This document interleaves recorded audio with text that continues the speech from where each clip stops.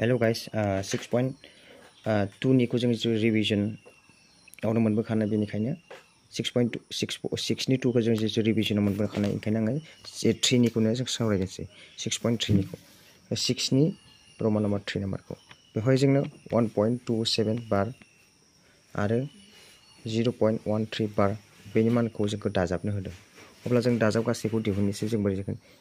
1.27 बार मीन्स माने मा बार माने मा जों होनायो 1.27 आ बार दं नालाय 7777 बे जोबनो गैया बेखौ जों लिरनो हायो आरो बेवहाय जोङो 1.13 बार बेवहायबो दङ निया बा 1.1333 लिरनो हायो बेखौ जों लिरनो हायो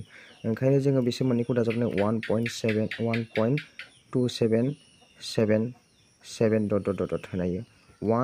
1.1333 जों दाजाबनो हायो बेखौ डट डट डट ओमफ्राय बेखिनि बिथिं 7 + 3 जों दाजाबबा मा मोनो 0 बेनिफ्राय जोङो 1 केरि खालामबा 11 जायो बा बिथिं जोङो दाजाबना मोनबोबाय बे दाजाबना मोननायनि 1 खौ जों नियाव केरि खालामसै ओमफ्राय जों 10 1 जों बिसिं 11 आरो बिजों 10 1 जों 11 बिजों 10 1 जों 11 बेसें 2 3 4 बेसें 2.4144 अब्ला जों बेखौ लिरनो हागोन 2.41 बार जों बेबायदि लिरनो हागोन बेखौ थेंक्स गाइस